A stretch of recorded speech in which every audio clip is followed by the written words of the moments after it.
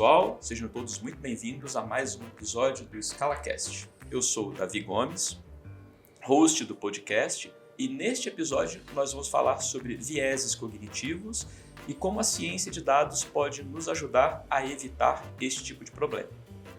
Bom, mas antes de a gente apresentar os convidados e efetivamente começar a destrinchar o tema de hoje, eu queria anunciar que este é mais um episódio patrocinado do nosso ScalaCast. E quem patrocina o ScalaCast de hoje é a Alice, né? A Alice, que é a plataforma de Data Science e Machine Learning da Scala, que facilita o desenvolvimento de diversos tipos de modelos como segmentação, regressão, classificação, análises preditivas, séries temporais e análises prescritivas que são realmente execuíveis pelo negócio. Para saber mais detalhes, basta acessar o site da Scala em scalait.com. Bom, agora apresentando os nossos convidados e para me ajudar a destrinchar o tema de hoje, né, eu mais uma vez recebo aqui o José Leonardo Takahashi, que é formado em engenharia pela Unicamp, possui mestrado e doutorado na área de redes neurais artificiais e matemática aplicada a operações portuárias também pela Unicamp, e na Scala trabalha como cientista de dados, tendo atuado em diversos projetos de analytics e otimização. Taka, seja muito bem-vindo mais uma vez ao ScalaCast. Obrigado, Davi. É um prazer estar aqui. E além do Taka, eu recebo aqui também o Paulo Repa, né, que é cientista de dados com mais de 20 anos de experiência na área com implantação em ambientes críticos de clientes dos mais diversos segmentos. O Repa é pós-graduado em engenharia de software e professor de inteligência artificial para alunos de ETECs de periferia. Repa, seja muito bem-vindo ao ScalaCast. Muito obrigado pelo convite. Eu acredito que hoje o nosso podcast vai ser sensacional, porque nós vamos tratar de um assunto muito interessante. Joia, maravilha. Bom, fazendo uma breve abertura aqui, né? A escolha do tema para o podcast de hoje foi basicamente fundamentada em dois livros, né, que tratam sobre o tema de vieses cognitivos, né? O primeiro deles é o Rápido e Devagar, Duas Formas de Pensar, do Daniel Kahneman, e o outro é You Are Not So Smart, de David McRaney, que tratam basicamente dos mesmos assuntos, né? Sendo o primeiro um pouco mais científico, baseado num estudo que foi feito e que rendeu o Prêmio Nobel, né, de Economia em 2002 para o Daniel Kahneman, e o segundo um pouco mais bem-humorado, né, que explora um pouquinho as falhas cognitivas que nós temos, justamente por conta dessas heurísticas, né, e que discorre de uma maneira até muito mais anedótica sobre o tema, mas também realmente muito interessante, né.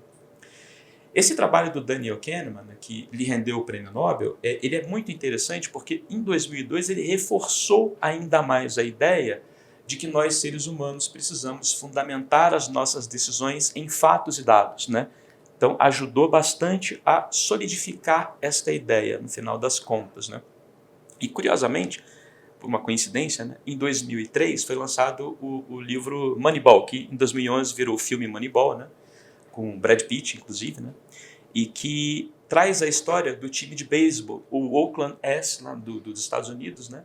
Que naquela época, né, no início lá dos anos 2000, mudou um pouco a forma de fazer as contratações dos seus atletas, né, passando a adotar mais a estratégia de dados, né, ao invés da prática dos olheiros, né, no final das contas. Então, passaram a contratar jogadores através da estatística, né, de cada um deles, efetivamente, do que no feeling, no sentimento ali dos olheiros, né, o que acabou trazendo um resultado muito positivo. Eles não ganharam o campeonato, mas até hoje perdura o recorde desse time de beisebol de 20 vitórias consecutivas na liga, né? Ou seja, a ideia desse bate-papo aqui é a gente explorar, né, em cima desta característica humana de viés cognitivo, né, a necessidade de nós fundamentarmos, apoiarmos as nossas decisões em fatos e dados. E, naturalmente, como é que a gente utiliza a ciência de dados em nosso favor para cumprir essa missão. Então, para isso, eu elenquei 5 vieses cognitivos aqui, né? E vou, através desses 5 vieses cognitivos, desafiar tanto o Repa quanto o Taka a, primeiro, explicar cada um desses vieses, trazer exemplos aqui que a gente consiga entender a natureza de cada um e, naturalmente, como que a ciência de dados nos ajuda a, né, deixar esses vieses de fora das nossas tomadas de decisão. Beleza? Então, o primeiro viés cognitivo que eu queria trazer aqui para a gente conversar é o viés da disponibilidade, né? Tem essa palavra, né? Repa, você consegue explicar para a gente, da perspectiva humana, o que é esse viés? É bastante interessante, né, o da disponibilidade. Quando a gente fala de viés de cognição, né, a gente já começa de forma negativa, né? É um viés, né, de cognição, de entendimento. A cognição não é algo ruim, né? Nós somos, na verdade, norteados pela nossa experiência de vida, o que nós conhecemos no nosso dia a dia, como nós somos expostos a informações, nós acabamos criando, né, uma série de conceitos, muitas vezes preconceitos, né, sobre um determinado tema, um determinado assunto. Né, de você eventualmente, né, trabalhar com a disponibilidade, né, de alguma informação ou de recência de alguma informação, o quão recente aquele dado, né, ele está chegando para mim, é algo que é bastante comum no nosso dia a dia, nos processos de tomada de decisão. Nós não temos aquele embasamento puramente estatístico, que normalmente você vai buscar isso, né, para ou apoiar algo que você acredita que já está acontecendo, ou você vai muito na intuição, como você está bem colocando, né, Davi? Então, o da disponibilidade, eu gosto de dar um exemplo bem interessante, né, é de você eventualmente entrar numa floresta achando, né, na sua opinião, que existe um caminho secreto na floresta e não se escorar nem por um mapa, nem por outras informações que podem levar a você entender que aquele caminho eventualmente não existe. Então, é algo que acontece muito isso nos nossos processos decisórios, né, de nós usarmos essas informações que podem só complementar algo que nós já temos, uma série de conceitos formados, né? E nesse caso, né, quando nós falamos, né, de ciência de dados, e apoiar ou embasar essas informações de forma realmente estatística, né, nos nossos machine learning, nos nossos aprendizados de máquina, essas informações elas podem não ser exatamente aquilo que nós esperamos, né? Então, aí eu jogo essas informações para o meu colega aqui, Taka, né, que vai poder falar um pouquinho, né, do ponto de vista de ciência de dados e de machine learning, como que a gente pode tratar esse viés de disponibilidade. Perfeito.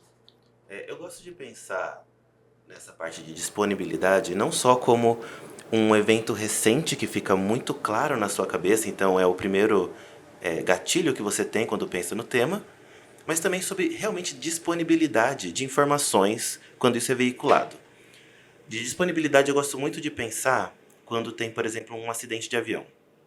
Né? Logo que tem um acidente de avião, todo mundo começa a pensar que viajar de avião é perigoso. Acabou de ter um acidente, foi noticiado em todas as mídias. A gente esquece que avião é o meio de transporte mais seguro que nós temos hoje, né, como sociedade, principalmente para longas distâncias. E a gente, como a gente vê, por exemplo, na TV, vir uma notícia mundial quando um avião cai, a gente tende a imaginar que isso realmente é muito pesaroso. Porém, acidentes de carro acontecem todos os dias e são tão banais que a gente não noticia mais. Então, realmente, a única notícia de acidente disponível é o do avião. Então, a gente começa a ter esse primeiro gatilho de viajar de avião é perigoso. Uma maneira de a gente usar a ciência de dados para realmente investigar se isso é perigoso ou não, é não só olhar para esse avião e ver se ele caiu ou não, quais são as causas, não importa, é de ver quantos aviões realmente levantaram voo aquele dia e quantos caíram. Quando você vê quantos carros saíram de casa aquele dia e quantos carros sofreram um acidente, você vai ver o quão seguro é andar de avião. Então, quando a gente consegue colocar pequenos experimentos estatísticos básicos, você vai conseguir chegar numa conclusão diferente desse seu primeiro feeling. Do feeling de viajar de avião é perigoso. Ou seja, que é o que você falou, né? Exato. Que é escorar a tomada de decisão em dados, em estatística, ao invés da recência, ao invés do que você tem de mais, né, momento ali de informação, né? O que é interessante nesse exemplo, né, que o Taka colocou, isso norteia, inclusive, né, as pessoas a não viajarem de avião. Nós temos pessoas, nós conhecemos no nosso dia a dia pessoas que preferem, né, viajar de carro, horas de carro, por exemplo, de São Paulo para o Rio de Janeiro, do que pegar um voo, justamente porque ele tem esse viés de cognição, né, que é de disponibilidade, né, que ele vai realmente correr um risco grande, quando na verdade você viajar de avião é uma das formas mais seguras de transporte. Algo que tem acontecido recentemente, por exemplo, é ataques de tubarão. Ataques de tubarão, por exemplo, em Pernambuco, né, que são bem esporádicos, né? A quantidade de pessoas mortas por hipopótamos é muito maior do que por tubarões, mas mesmo assim você já tem esse viés de cognição, talvez estimulado pelo filme Tubarão, né? Você tem esses vieses de cognição achando que é extremamente perigoso, né? O tubarão ele é perigoso e na verdade você só está invadindo a área dele e vai te tratar ali, né, como uma presa, mas isso é muito raro, né?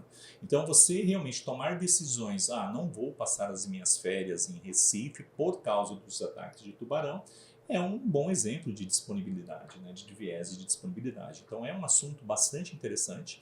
Você acaba, né, aquilo que eu havia comentado, você acaba formando alguns conceitos ou preconceitos de uma série, né, de tomadas de decisão que eventualmente, se você só se escorar por dado, você vai verificar que aquilo não tem realmente o menor sentido, né? É bastante comum também, né, a gente usar, né, esse tema, né, em algo que hoje a gente fala muito de jogos, de apostas. Né? Nós temos milhares de sites de apostas, é bastante comum, né, você ser induzido, né, fazer uma série de apostas porque você acredita, né, que você vai ganhar. Só que se você olhar estatisticamente, né, os números, você vai ver que é mais fácil você ser atingido por um raio ao caminho da lotérica do que acertar na Mega Sena, estatisticamente falando. Né? Então, todos esses vieses de disponibilidade, né, que são atrelados basicamente, né, a uma série de conceitos que você forma sem embasamento estatístico, te levam, né, você tomar uma série de decisões e que para você é extremamente natural você ir todos os dias fazer aposta, né, sua fezinha, né? Mas se você olhar do ponto de vista matemático, do ponto de vista estatístico, a chance de você acertar é 1 em 50 milhões. Então é muito baixa. Mas isso não impede de você continuar jogando, né? Isso é bastante interessante. Boa. Vamos então aqui para o nosso segundo viés cognitivo, beleza? Que é o viés de confirmação, beleza? Taka, você quer explicar isso? Ou Repa? Como é que vocês querem fazer? Posso ir? Pode ir, Taka. O viés de confirmação, eu acredito ser o viés mais comum na parte de ciência de dados. Quando, principalmente, ele está inserido em diversas etapas, né, dessas atividades de machine learning. Então, desde a coleta de dados, quando você tem um certo feeling de esse dado é importante e esse não é. Você nem analisou os dados para ter essa decisão ainda. Então, isso para mim é o viés de confirmação. É você ter uma pré-estabelecido, um pré-conceito se algo já é bom ou ruim para um certo tema, antes de ter, né, feito essa análise. E quando isso se confirma, você fala, lógico que era, eu já sabia. Né? Você olha para o mundo do vencedor, né, e descobre que isso já estava pré-concebido na sua mente. Então, quando você vê, por exemplo, em ciência de dados, quando você vai coletar os dados, você fala, esse dado não é bom, esse dado é melhor. Vale mais a pena você coletar alguns dados e fazer uma análise estatística para confirmar se esse dado é realmente bom ou ruim. Né? A gente tem ferramentas matemáticas que conseguem te dar esse suporte antes que você tenha essa conclusão. Né? Então, às vezes, até depois que você coletou os dados, você vai escolher as features que vai fazer parte do seu modelo de machine learning. Você fala, é melhor eu esconder essa, é melhor eu colocar mais desse tipo de conteúdo. São tipos de abordagem que vêm de um feeling que você ainda não explorou estatisticamente.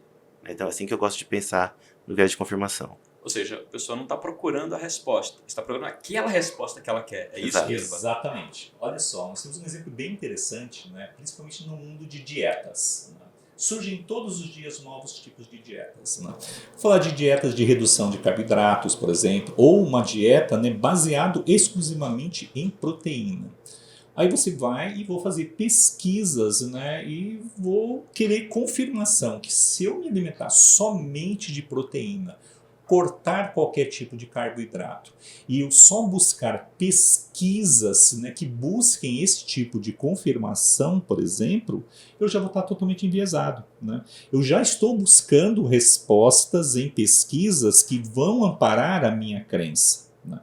Então, e não vou estar olhando, por exemplo, os riscos, né, ou seja, dos efeitos colaterais desse tipo de dieta, né? Não quero enxergar, né, o que se está falando, né, especificamente dos resultados ou não. Eu quero realmente ir lá nos meus sites que vão confirmar, né, que essa dieta que eu estou seguindo, ela vai atender esses resultados. Então isso é bastante comum, né? Como o Taka colocou, é um viés, né, comum no nosso dia a dia, de nós buscarmos um tipo de confirmação, ou até, no caso de machine learning, de ciência de dados, buscar dados que escolhem aquele tipo de informação que eu estou buscando. Eu vou olhar aquilo que realmente me interessa. Não vou olhar, por exemplo, os efeitos colaterais que essa dieta pode me causar ou o que médicos e profissionais estão falando em relação àquele assunto.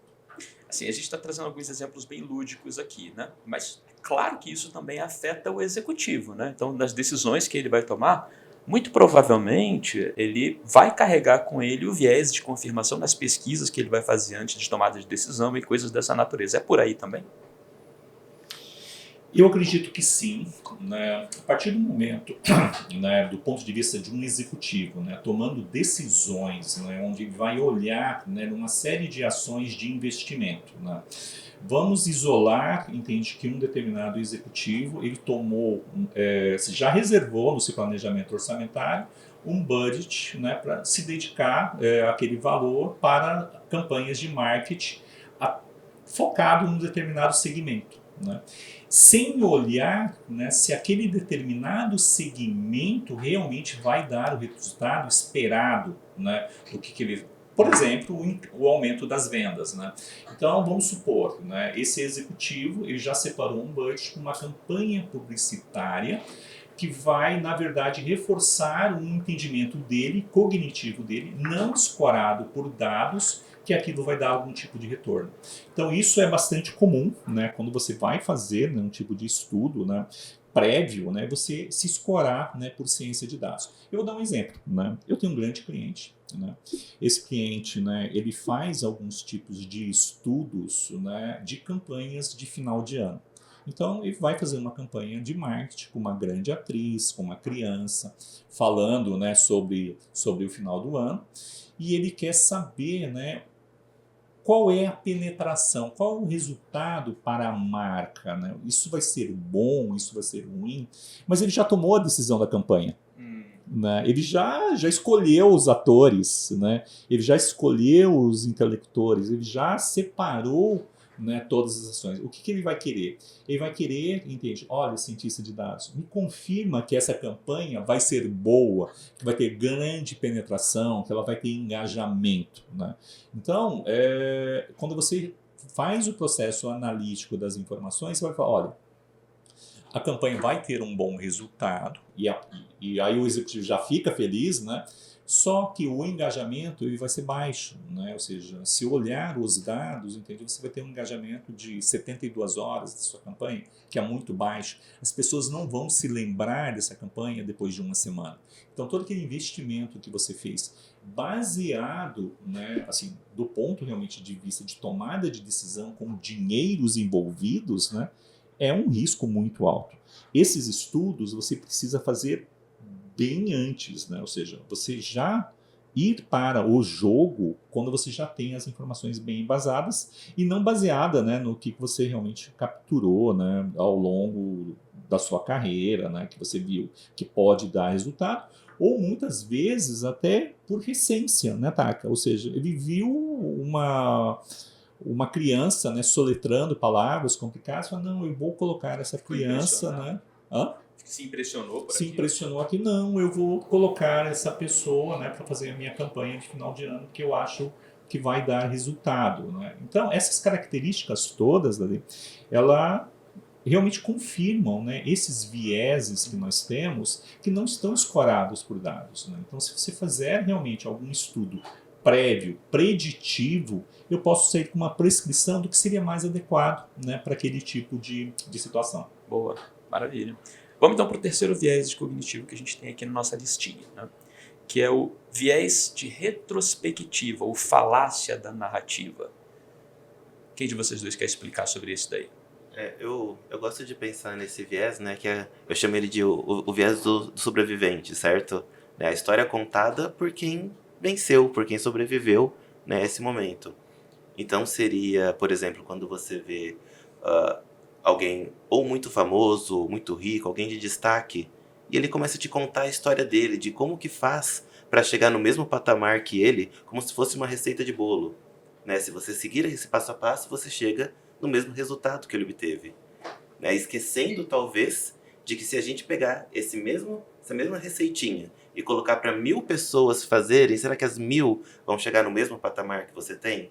Então, eu acredito que esse viés da narrativa é quando você simplesmente, porque uma pessoa foi aquela que chegou num certo lugar, se todo mundo fizer o mesmo passo a passo, também chegaria.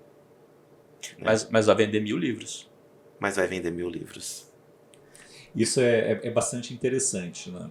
Em geral, né, ela está atrelada na ciência de dados a linhas temporais, né? Então, eu vou pegar essa experiência, né, por exemplo, da receita do bolo, né, o preparo, né, ao longo do tempo, né, e eu vou ter o mesmo resultado, né? É bastante comum, inclusive, né, nós tentarmos reproduzir, né, receitas, né, e não ter o mesmo resultado, mesmo assistindo um determinado vídeo, né? Então, essa narrativa, né, de que vai dar certo, né, porque deu certo uma única vez, nós vamos esperar os mesmos resultados.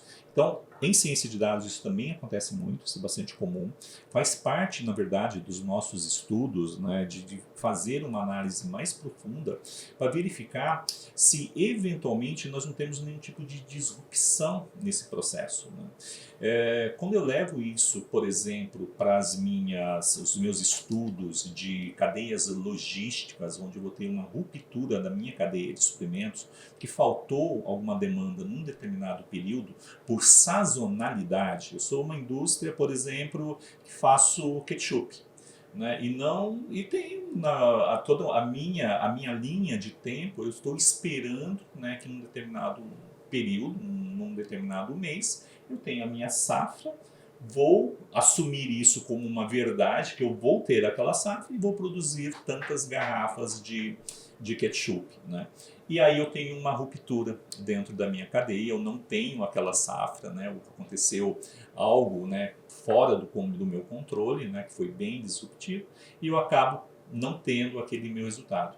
Então, essa narrativa, né, de que o baseado no que aconteceu lá atrás vai se repetir sempre, né, é algo que não é garantido. Você precisa continuar fazendo seus estudos. A gente usa muito nesse universo, né, algo bastante interessante na inteligência artificial, no machine learning, que a gente chama de fatores exógenos, né? O nome é bonito para dizer o seguinte: o que está fora ali do corpo? O que pode acontecer que eu não tenho previsto? Essa receita de bolo, entende, não dá certo, né? Então, o meu fogão é um fogão novo, né? Então a temperatura dele ele é muito mais eficiente. Aquele tempo que eu estava colocando, que era de 40 minutos para fazer o meu bolo, nele eu faço em 30, em 25, e aí eu queimo o meu bolo, né? Então todas essas variantes, né, muitas até exógenas ou fatores novos, né, ou extracampos, né, a gente precisa considerar nesses nossos estudos. Boa. Vamos para o nosso quarto item aqui. Lei dos pequenos números. O que vocês dizem a respeito? Isso é bastante interessante, né? As leis... A gente fala muito de amostragem, né, quando a gente trabalha com ciência de dados, né? E normalmente, né, nós temos, né, essa necessidade que vem já de um viés de confirmação, né, de disponibilidade, de outros vieses, né, para esse universo, onde a minha amostragem de dados ela é reduzida para me fazer o meu processo analítico perfeito, né? Isso também acontece na lei dos grandes números, né? Mas aqui que é o que seria praticamente a mesma coisa, mas em questão de massa. Então, você usar uma amostragem de informações, entende que ela pode não ter a representatividade do que você está esperando. E muitas vezes isso, né, dentro de um viés mesmo, né? Então eu vou fazer uma série de cálculos, vou coletar uma série de amostras, tirar uma série de conclusões que podem não representar todo o meu universo. Eu queria retomar o exemplo que a gente fez sobre a queda do avião, por exemplo, né? Se você gostaria, por exemplo, de prever quando um avião vai cair, né? Se você vai ter todos os dados de voo, de voos bem-sucedidos e mal-sucedidos, a amostragem, como a gente falou, como o avião é muito seguro, a amostragem de voos que deram errado são muito, muito, muito pequenas. Então, se você for simplesmente sem nenhuma inteligência, poder colocar um label, uma classe sobre esse voo, será que ele vai cair ou não vai cair? Se você simplesmente chutar que não cai, você vai acertar mais de 99% dos seus voos, isso sem nenhuma inteligência. Como é que a gente faz para realmente pegar a informação, capturar a informação daquele voo, do voo que deu errado? Como é que eu vou investigar esse parâmetro para que isso leve à conclusão de que isso pode resultar numa queda, né? Isso costuma chamar em machine learning, né, um efeito de dataset desbalanceado, né? Quando a gente tem muito mais tipos de dados de uma certa classe, do estilo avião não caiu, e a gente tem poucos dados, pouco tipo de instrumental sobre avião que caiu. Existem algumas técnicas, por exemplo, de diminuir um pouco o dataset maior, de fomentar mais dados, né? Criar dados novos, estatisticamente semelhantes desses dados menores para deixar tudo equilibrado, para que a gente forneça para uma ferramenta de machine learning o poder necessário para conseguir entender esses dados, né? Mostrar que isso também era importante e conseguir acertar essas duas naturezas dentro do seu dataset. Tanto a classe que o avião não caiu, não teve acidente, e o avião que teve acidente. Boa. Então, posso entender que no final das contas é quando a gente parte de números muito pequenos ou que não são representativos do todo para generalizar para o todo.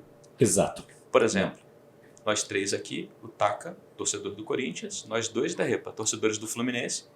Eu não posso assumir que a torcida do Fluminense é o dobro da torcida do Corinthians. Não pode assumir que a torcida do Fluminense é melhor que a torcida do Corinthians. Excelente, excelente. Boa. Vamos para o nosso último item aqui na lista, que é o viés da representatividade. Quem quer explicar para a gente aí esse último item da nossa lista? Tá. Também é bastante interessante, né? Quando você realmente vai olhar, entende, já com vieses, né? Ou seja, o que aquela informação está representando para que eu consiga fazer o meu processo de tomada de decisão. E muitas vezes, né, aquele dado, né, que deveria representar uma determinada realidade, ele na verdade ele representa só uma parte de um todo, né? E você tomar, né, aquilo, entende, como uma informação que ela é relevante para o meu processo decisório, né, é um erro. E isso é bastante comum acontecer, né? E isso me leva, né, a uma série de exemplos até engraçados, né? O que é comum, né, quando um detetive, né, vai fazer um processo de investigação? O famoso detetive que acha que o cara é o culpado, acha que o mordomo é o culpado, né?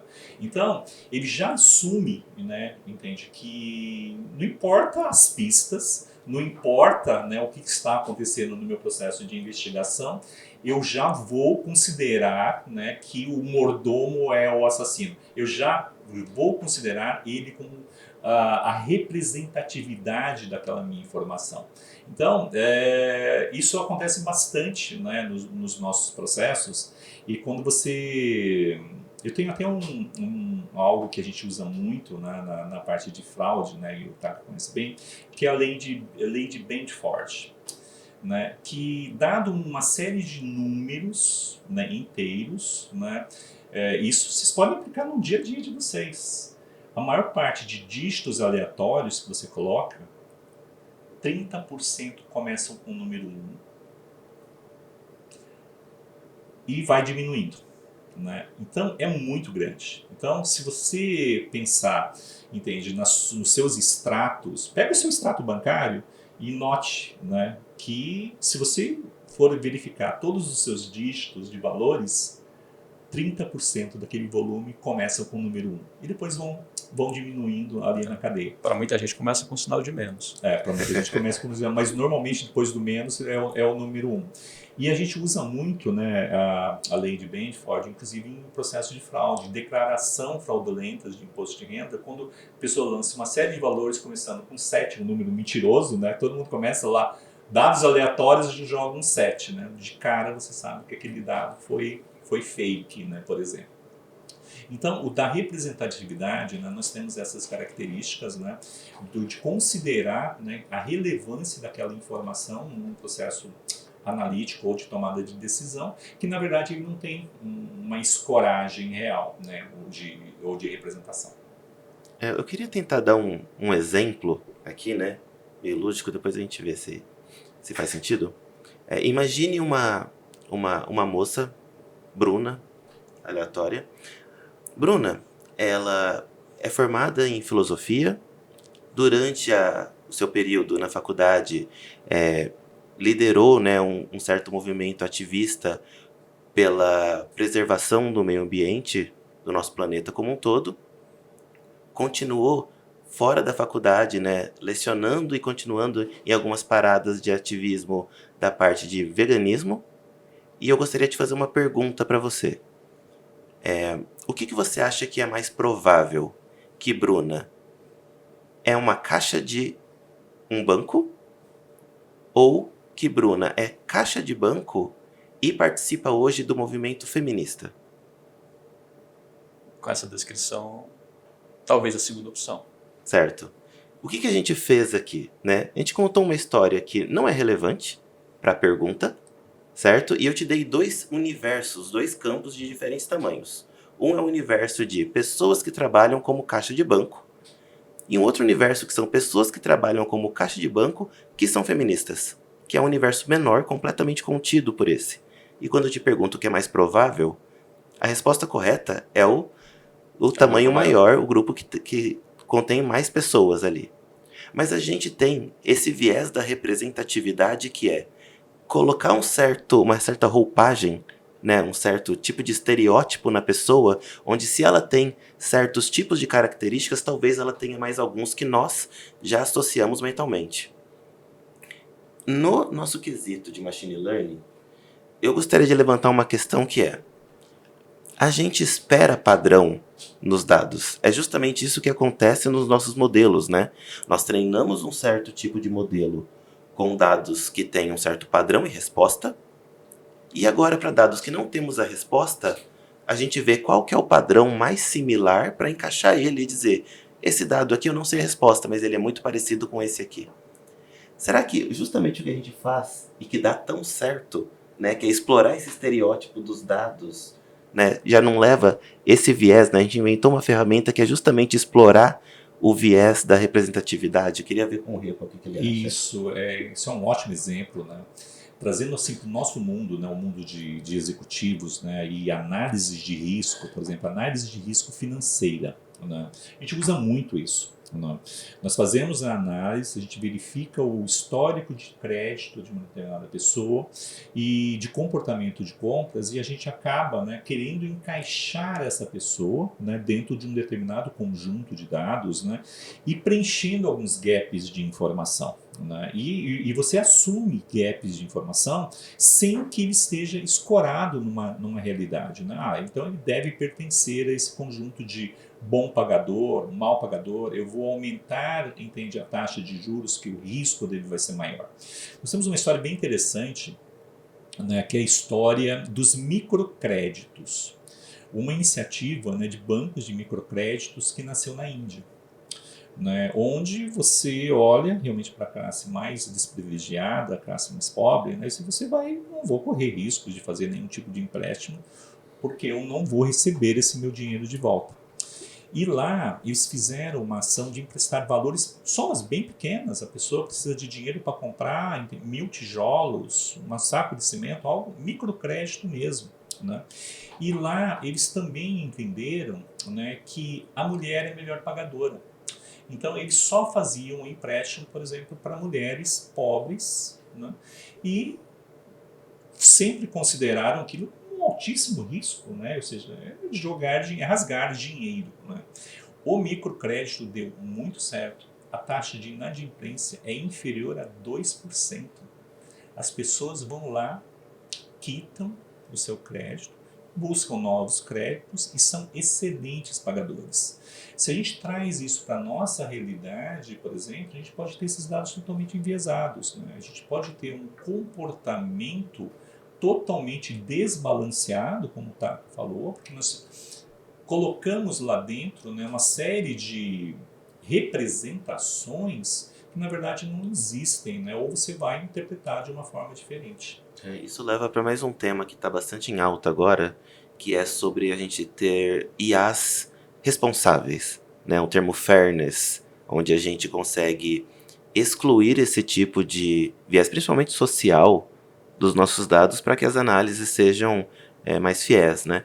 A gente vê, por exemplo, Google, Amazon, que são empresas que já saíram em notícias que tentaram melhorar o seu tipo de processo seletivo para não levar em conta alguns tipos de diversidade na empresa e foram medindo e isso não estava mudando. Viram que a empresa continuava não diversa e tiveram que partir para outras abordagens para que isso fosse resolvido.